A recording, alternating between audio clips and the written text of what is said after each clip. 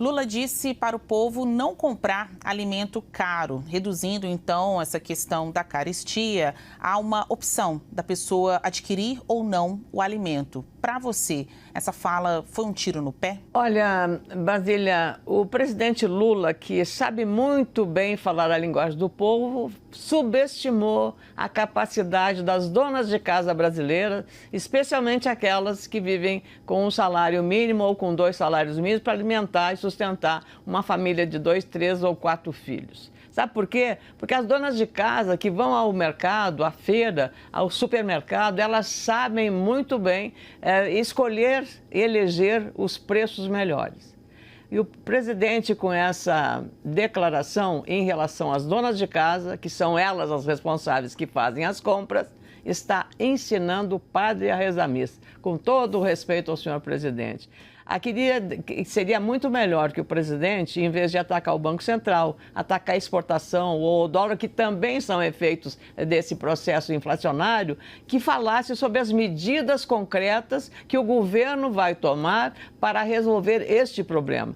A inflação, o aumento do preço dos alimentos tem vários fatores, mas o principal deles é o aumento dos custos, inclusive dos combustíveis, porque o produto não sai da lavoura diretamente para o supermercado. Ele tem um longo caminho e esse caminho está custando mais caro por causa do aumento do óleo diesel e também da produção agropecuária. Por isso que é preciso considerar nisso que é um papel do governo nesse processo. Não temos silos, não temos estradas e esse é o papel do governo de resolver esses problemas da logística brasileira, que além de cara é burocrática e isso onera o preço final dos produtos. Estou simplificando uma coisa da realidade diária das nossas donas de casa, que agora estão com uma dor de cabeça danada. O Brasil é o maior produtor e o maior consumidor de um produto nosso, café. Esse é o maior assunto, é o maior número de memes que as redes sociais têm em relação ao café, que está realmente pela hora da morte.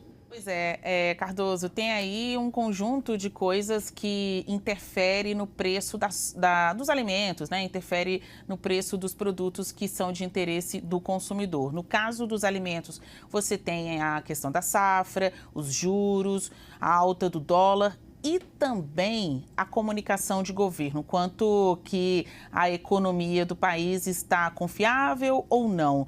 O presidente Lula acumula algumas frases, escorregões, coisas que caem muito mal, todo mundo sabe, no mercado, né? O governo diz, mas já está precificado. O Lula falou já sabendo qual seria o impacto. Mas agora a gente está vendo que muita coisa está interferindo no dia a dia, no consumo das pessoas, né? No quanto elas podem viver bem ou mal as suas vidas. Na sua avaliação, essa frase de Lula sugerindo à dona de casa que opte por não comprar os produtos caros, foi um tiro no pé?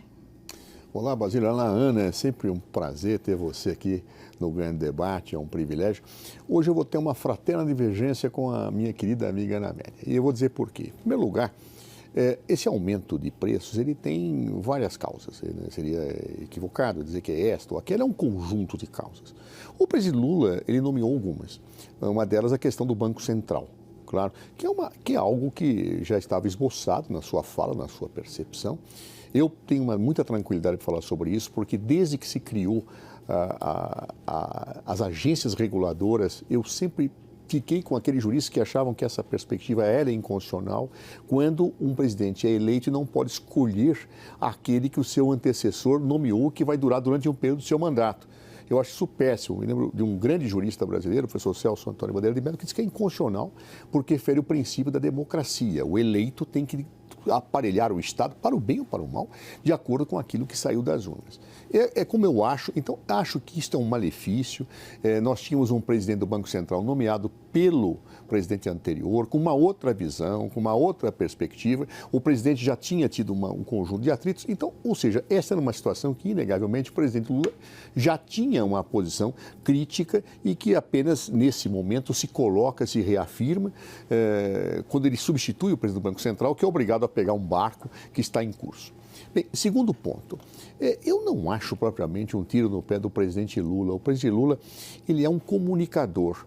E uma das bases da percepção popular é a chamada lei da oferta-procura, que os economistas tanto repetem e o povo também sabe, como disse a Ana Amélia, como é que funciona. O problema é que os hábitos, os costumes, eles tendem muitas vezes a fazer com que as pessoas sigam um plano inercial até a impossibilidade. Então, se eu estou acostumado a comer chuchu no almoço, eu compro o chuchu, ele vai aumentando e eu não percebo muitas vezes que o chuchu poderia ser substituído por um outro produto. E aí, Ana, sinceramente, eu entendo tão pouco de gastronomia que eu não sei o que poderia substituir o chuchu. Mas seja como for, alguma coisa poderia ser encontrada para substituir e a dona de casa tem maestria para saber isso. Eu acho que é um pouco nessa linha que ele está dizendo. Fala, olha, pessoal, colaborem na perspectiva de, em havendo opção, escolha uma opção para o seu cardápio, para a sua mesa, para o seu dia a dia, que seja mais barata, porque com isso, pela lei da oferta e da procura, eu faço com que o preço desça e atinjo os especuladores que, evidentemente, tentam se beneficiar desta situação. Também é importante ter claro, o governo ele fica numa situação muito difícil, aí eu concordo com a Ana, porque nós não temos estoques reguladores. O presidente Bolsonaro, isso já há tempo já se diz, ele esvaziou os estoques reguladores. E acho que aí a crítica que eu faço um pouco ao governo, demorou para repor os estoques reguladores. Ainda está demorando. Porque o estoque regulador é a grande alternativa que eu tenho quando algum setor vai especular, ou quando eu tenho uma crise climática, ou quando eu tenho alguma situação, para colocar produtos no mercado para que ele não eleve. Lei da oferta e da procura. Faltou no mercado, eu uso o estoque regulador para regular a situação. E o Brasil ficou desaparelhado com essa situação. Bolsonaro esvaziou, o governo não retomou a tempo, deve ter suas razões, mas eu acho que nesse ponto devia ter sido priorizado. E seja como for, agora nós temos esse problema de altas de produtos em que o governo está correndo atrás do prejuízo, o presidente está falando com os grandes produtores, com os varejistas, na perspectiva de encontrar situações de acomodação. Não há instrumental econômico-jurídico que permita tabelar, que permita alguma coisa. Então, o presidente faz aquilo que efetivamente pode ser feito. E uma das delas é uma mensagem que ele dá ao consumidor, que é exatamente essa que nós estamos debatendo, ou seja, fique atento, consumidor, com a lei da oferta e da procura. Se der jeito de substituir alguma coisa, procure alternativa, porque se houver essa procura de alternativa, efetivamente, o preço vai cair, né, inevitavelmente. Claro, pode haver discordância, concordância, mas ele é um comunicador, ele sabe, o povo entendeu muito bem, acho que essa perspectiva dele, e tem todo o nexo do mundo. Quer dizer, quando eu tenho uma situação que não está confortável do ponto de vista do preço, eu normalmente procuro, mas o hábito humano, os usos e costumes, às vezes fazem com que as pessoas insistam até o limite. E eles dizem, olha, não insiste até o limite, procura alternativa. Procura alternativa porque você está ajudando aí o governo e a sociedade a combater os preços mais altos, inclusive dirigindo a classe média também, uma observação acerca desta matéria, porque a classe média tem mais poder aquisitivo que a classe baixa, nessa persistência em usos e costumes de preços altos. Em síntese, portanto, eu acho que este é o quadro, eu posso encontrar críticas ao governo, mas acho que elas são menos relevantes e drásticas do que aquelas que devem ser analisadas no contexto.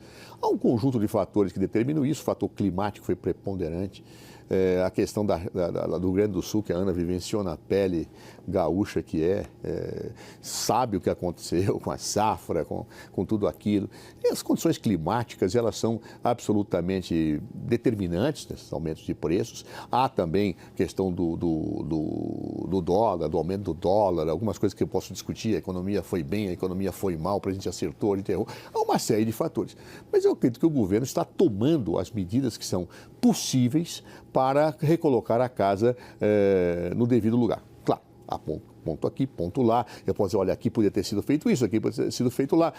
Mas, no geral, eu acho que o presidente está certo, ele tem que dialogar com a sociedade e mostrar realmente o que está acontecendo.